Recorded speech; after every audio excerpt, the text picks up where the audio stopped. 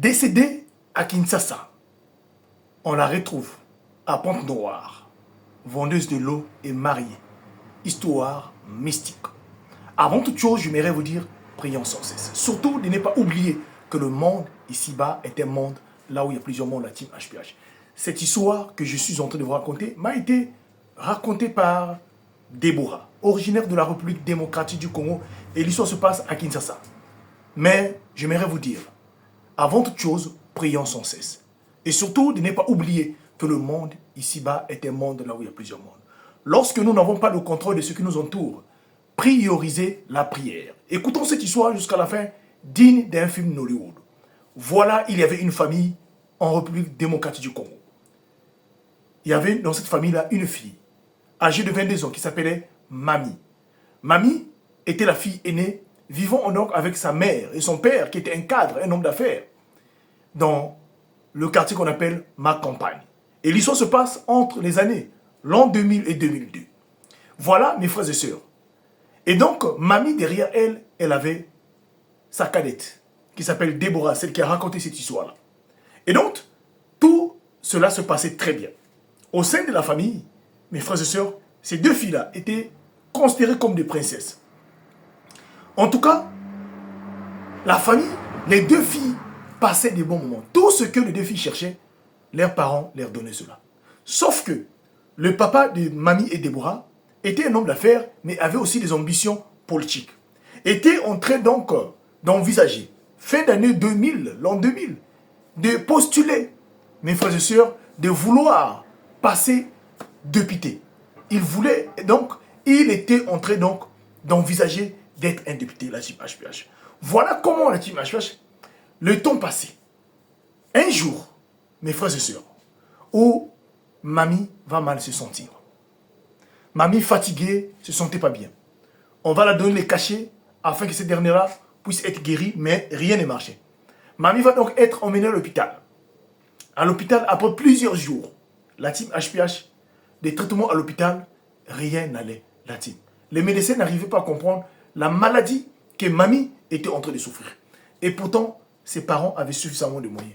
Avec le papa de Mamie, ainsi que sa mère, ne pouvaient pas manquer quelque chose de la team HPH. Donc voilà, les parents avaient tellement mis beaucoup d'argent pour sauver la vie de leur fille. Mais malheureusement, après plusieurs mois de traitements intenses à Kinshasa, cette dernière-là, Mamie, finit par décéder. La team, c'était un choc. Quelque chose de tellement choquant au sein de la famille de Mamie et Déborah. Tout le monde pleurait. Sa maman regrettait sa fille aînée qui avait un bon avenir. Celle qui rêvait un jour sortir médecin. Celle qui était encore en train de suivre ses cours. La team, c'était un choc. Tout le monde. Étant donné que Mamie était restée quand même un peu malade pendant plusieurs temps à l'hôpital, et donc, mes frères et sœurs, son père et tout le monde vont organiser donc les obstacles le plus chic à Ma Campagne, où il y a eu beaucoup de personnalités politiques. Les hommes d'affaires sont venus pour soutenir cette famille-là. C'était des moments difficiles. Déborah ne pouvant pas retenir ses larmes en perdant sa sœur, mes frères et sœurs. Une sœur qui, elle comptait beaucoup, qui venait de partir comme ça. La team HPH, c'était pas si facile. Et donc voilà, après donc les funérailles, cette dernière a été donc enterrée à Kinshasa. C'était des moments difficiles, mais elle a été donc enterrée. Et donc, Déborah était restée donc seule, la fille unique. Puisque sa maman était âgée, ne pouvait plus mettre au monde. Son père aussi, voilà. Et donc, voilà comment la team HPH, sa maman ne pouvait plus mettre au monde. Voilà comment les choses continuaient. Des années plus tard, après tout juste l'enterrement, mes frères et sœurs, de Mamie, le papa de Déborah et de la défunte Mamie finit donc par obtenir ces élections de députation. Elle avait donc gagné à cette époque-là. Une figure très connue de la République démocratique du Congo. C'était une grande joie. Et cela venait donc combler le trou, mes frères et sœurs. Et ce monsieur avait donc profité à ce moment-là pour célébrer cela, d'organiser un voyage avec sa fille Déborah, sa femme et quelques membres de la famille pour aller donc fêter cela ailleurs. La team HPH. C'était des bons moments. Mais il y avait quelqu'un qui manquait. Mamie, mes frères et sœurs. après que les années sont passées, la team HPH, la maman de Déborah et de la défunte mamie, avait donc ses parents aussi à Pointe-Noire. Ça fait depuis qu'elle est née, elle a déjà fait deux tours à Pointe-Noire. C'est-à-dire elle est partie deux voyages à Pointe-Noire, qui est en République du Congo, le pays voisin.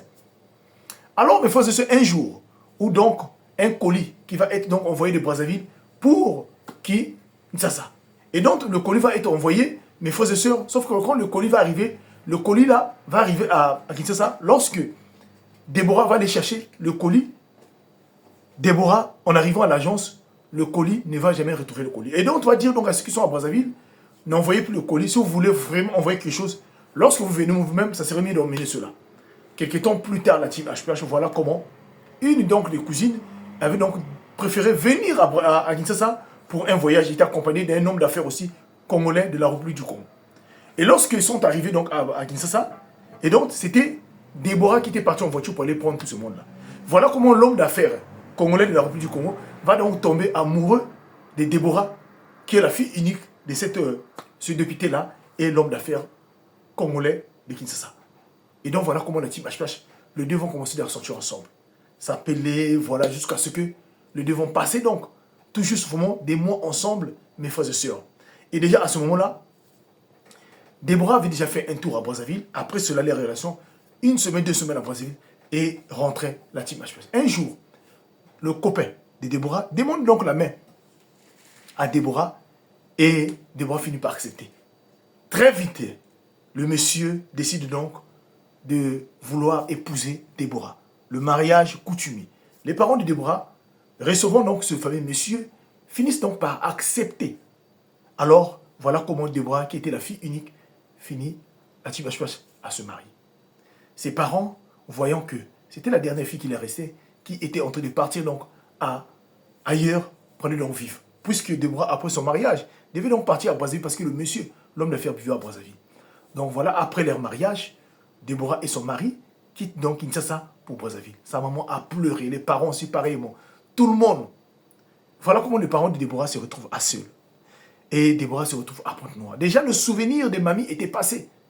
Lorsque Déborah se retrouve à Pointe-Noire, dans les années 2002, la team HPH, tout juste après son mariage, alors son homme profite donc, comme nous sommes ici là, je vais en profiter donc d'aller te montrer Pointe-Noire. Nous allons partir là-bas pour 1 ou 2 semaines. Voilà comme son homme fait donc la réservation à cette époque-là, dans un hôtel à Pointe-Noire qu'on appelle Mbouvouvu. Et donc voilà comment la team HPH, son mari fait donc la réservation et la déléguée, donc le jour J, Déborah et son mari descendent donc à Pointe-Noire. Ils étaient logés, le couple était logé à Mbouvouvu, au centre-ville de Pointe-Noire. Voilà mes frères et sœurs, pendant leur séjour, un autre jour où le couple décide donc d'aller faire des achats au grand marché de Pointe-Noire. En arrivant au grand marché de Pointe-Noire, pendant qu'ils étaient en train de faire des achats, sortaient de non loin d'un magasin qu'on appelle Gampex à cette époque-là, aperçoit de loin une personne qui ressemblait à mamie. Mais la personne avait un bébé au dos, la team HPH avait un bébé au dos, mes frères et sœurs, ainsi que la team HPH de l'eau qu'elle est en train de vendre. Mais ce bébé-là était le bébé de qui? Ce bébé-là était le bébé de qui? La team HPH. En ce moment-là, vraiment, cette dernière-là ne savait pas, est-ce que aussi, c'était aussi sa sœur. Elle dit donc à son mari, la personne que vous voyez là ressemble à sa sœur. Étant donné comme le mari de Déborah n'avait jamais vu la sœur de Déborah qui était décédée, décide donc quand même de s'approcher. Lorsque Déborah s'approche, remarque bien à distance que c'était vrai sa sœur. Étant donné à cette époque-là, on parlait beaucoup plus ici des révénantes. Et donc Déborah décide donc de ne pas brusquer. Dire à son mari, on repart dans l'hôtel, je vais appeler les parents. Et donc son mari dit non, nous ne pouvons pas repartir à l'hôtel, on va suivre, on va rester là jusqu'à ce qu'elle finisse de vendre, on va la suivre. Donc, elles ont donc suivi la dame jusqu'à ce qu'elle a fini de vendre de l'eau. Cette dernière-là a fait donc un marché donc à pied en allant vers Kitoko Daniel. En arrivant là-bas, la team HPH, elle a pris donc la route qui mène en Mbouvou. Le couple l'ont suivi jusqu'à ce que le couple ait découvert l'endroit là où cette dernière-là vit. Et même la personne qui l'avait reçue. La personne, apparemment, c'était un membre de la famille paternelle du père. Mes frères et selon. Voilà. Et voilà donc la petite rentrée dans la parcelle. Eux aussi se sont avancés. Ils ont vu même la maison, là où la jeune fille est rentrée. Après cela, la team HPH, le couple est reparti dans l'hôtel à Mbouvou. Le soir là, ils ont appelé, Déborah a appelé sa mère. Vraiment, j'ai une nouvelle à t'annoncer. Je ne sais pas si ça existe ou c'est vrai, mais je viens de voir aujourd'hui là, mamie en train de vendre de l'eau avec un enfant d'eau. Sa maman dépassée. Comment est-il possible? Dis maman, je n'arrive pas à comprendre. Ça ne sert pas de dire à papa, tu connais comment papa est. Si c'est possible, tu as des possibilités, tu peux venir pour nous, viens pour nous. Voilà comment la maman de mamie, le lendemain, quitte donc Kinshasa, destination Brazzaville et prend le vol à Brazzaville pour Pointe-Noire. Lorsqu'il arrive à Pointe-Noire, elle aussi, on avait réservé une chambre à Boumvouvou. Donc, elle était donc logée là-bas, à Boumvouvou, là-bas, au centre-ville de Pointe-Noire. Et donc, pendant ces temps-là, les tiens du HPH, et donc voilà comment. Pendant que la maman là avait quitté donc Kinshasa, dans l'avion, la maman, tellement elle était dépassée, elle avait fait connaissance avec une personne dont elle avait donc raconté l'histoire de sa fille, apparemment qu'on a découverte à Pointe-Noire. Or, la personne là était une personne mystique qui tenait aussi une église mystique là-bas à Pointe-Noire là-bas. Et donc la dame lui a dit, non, je peux vous aider. Mais sauf que ne brusquez pas la personne, sinon la personne va disparaître. Voilà comment, quand la maman de Déborah est arrivée à Pointe-Noire, était accompagnée donc avec cette dame-là. Et la dame, donc le lendemain, le mari de Déborah et la mère sont partis donc dans le lieu, dans le temple, là où la dame-là exerce donc ses affaires de l'église. Arrivé là-bas, la dame les a expliquées. Vous connaissez bien l'endroit où vous l'avez vu? Oh oui. Dit, ok, nous allons, je vais faire ce qu'il faut faire. La dame a fait ses rituels et a demandé donc à Déborah de l'emmener là-bas. Tous sont partis. Arrivés sur place, la dame les a dit, lorsque nous allons arriver, vous connaissez bien la porte, je vais mettre quelque chose là-bas, mais vous allez vous cacher. Il ne faut pas qu'elle vous voie en premier. Voilà. Maintenant, le mari, comme votre mari, le mari de Déborah, votre fille là, ne la connaît pas, donc le mari de Déborah peut rester.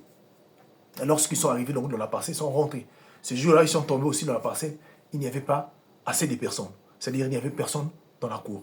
Ils sont directement partis parce qu'il faisait tellement chaud, les gens étaient dans leur maison. Ils sont directement partis, directement dans la porte là. Sauf que Déborah et sa maman étaient cachés donc derrière à l'extérieur. Et donc, le monsieur qui est le mari de Déborah, c'est lui qui est allé donc frapper la porte. Avant de frapper même, la dame là avait renversé une poudre devant la porte pour empêcher que ce dernier-là, s'il s'agit de sortir, qu'elle puisse sortir et disparaître. Donc, elle avait mis une poudre. Et donc, voilà comment le mari de Déborah va donc frapper la porte. Qui va sortir, la team HPH? C'était donc mamie. Effectivement, c'était mamie qui va sortir. Et c'est là où, comme déjà les conseils étaient donnés, le mari, mes frères et sœurs de Déborah, qui va donc tenir la main de mamie, comme ça, avec cette poudre, on l'avait donc mis dans ses mains. Et là, voilà, cette dame-là apparaît et frappe la poudre dans les yeux, la team HPH. La dame ne s'est pas battue, mes frères et sœurs, et sa famille est sortie. Déborah et sa mère sont sorties. Tous étaient en pleurs. Pour éviter que l'affaire puisse répondre, pour éviter que l'affaire puisse faire un bruit. Et comme ce jour-là, toutes les personnes étaient dans leur maison, donc, et ils étaient dehors, ils ont donc décidé de garder cela. Voilà comment, au moment qu'ils devaient tourner pour partir, une personne est sortie de la maison. C'était qui? C'était donc l'oncle qui est le mari, mes frères et sœurs, qui est donc, excusez-moi, l'oncle de cette dernière-là, de Déborah et de mamie, le frère de leur père. On comprend bien, donc, le frère de leur père avait donc épousé mystiquement mamie. Mais comment est-il possible? Et c'est là où cette personne traditionnelle-là, la femme-là, menace donc ce monsieur-là pour vouloir lui faire du mal s'il ne parlait pas. C'est là où le monsieur les a demandé de rentrer à la maison qu'il devait confesser. Mais où est le bébé que Déborah était en train donc de dominer le dos? C'est là où on dit non, ce n'était pas le bébé de Déborah, c'était le bébé de la voisine, de la parcelle. La dame était sortie, donc Déborah avait rendu service. Voilà comment le monsieur explique donc que ce n'est pas de sa faute. Lui, il fait des choses traditionnelles mystiques. Son frère, à Kinshasa, avait posé dans la candidature pour être un député. Donc, il avait des difficultés spirituelles.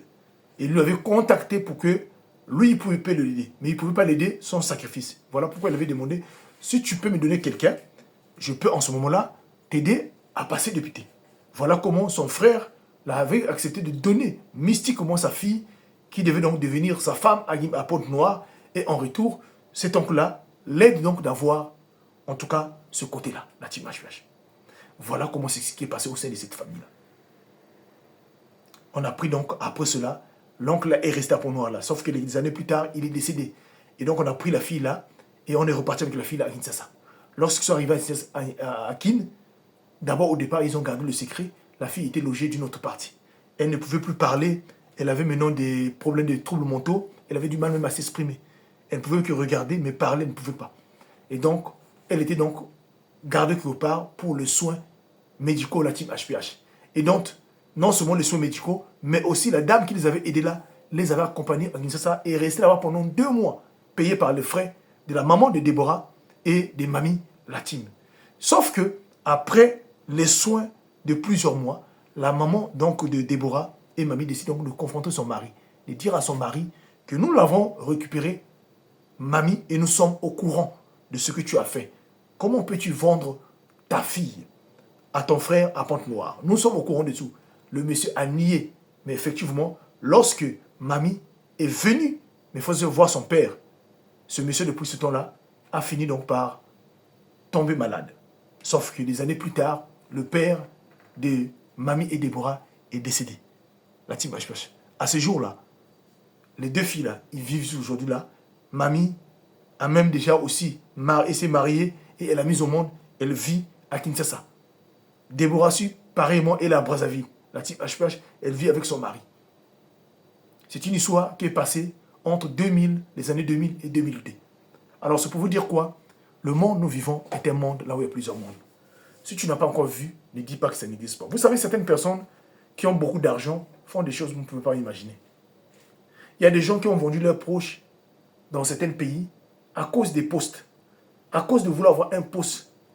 Mes frères et sœurs, surtout quand il y a des députations, surtout quand il y a des élections présidentielles en Afrique, surtout quand il y a des élections législatives en Afrique, il y a beaucoup des hommes qui font des sacrifices, parfois leurs enfants, leurs proches, qui les sacrifient. Et c'est même la période-là, il y a beaucoup plus de kidnapping, il y a beaucoup plus de disparition des enfants au profit de leurs sacrifices. Alors la team HPH, prions sans cesse. Et vous devez comprendre que le monde mystique existe et que tout ce qui est vraiment que vous n'avez jamais entendu parler, ne dites jamais que ça n'existe pas, mon frère, ma soeur. Le jour que tu tomberas sur la même situation, sûre et certaine, tu pourras peut-être, en tout cas, parler et expliquer ton histoire. Soyons prudents, s'il vous plaît, et surtout prions sans cesse. N'oubliez pas que ce monde-là est un monde là où il y a plusieurs mondes. Mamie vit aujourd'hui à Kinshasa, elle est mariée, elle a même des enfants, elle vit convenablement, sa santé était redevenue normalement, mes frères et sœurs. La plupart du temps, ces personnes-là, dans leur tombe, il n'y a rien. Lorsqu'on va fouiller leur tombe, là, il n'y a personne. Et je pense bien, les parents de mamie, la maman de mamie avait aussi fait ça à l'époque. Sa tombe n'avait absolument rien du tout, c'était vide. Et donc, c'est des pratiques que les gens font souvent. Parfois, on peut mettre un tronc d'arbre dans le cercueil. Vous croyez que c'est un être humain, or ce n'est pas une personne. C'est beaucoup de pratiques que les gens font. Et on va enterrer la personne. Lorsqu'on enterre cette personne-là, mes frères et sœurs, quelques temps plus tard, ceux qui l'avaient donc vendu récupèrent donc leur personne. Voilà pourquoi vous avez entendu à l'époque parfois une personne qu'on a vendue à Kinshasa se retrouve donc à Lomé, au Togo. D'autres à Pointe-Noire se retrouvent parfois dans un autre pays, au Nigeria. Et ça arrive. C'est des sacrifices parfois pour aller vendre ces personnes-là et que ces personnes aillent travailler ou parfois c'est des échanges. Mes frères et sœurs, pour un service donné. Soyez prudents. Le monde où nous vivons est un monde là où il y a plusieurs mondes. Prions sans cesse. Merci.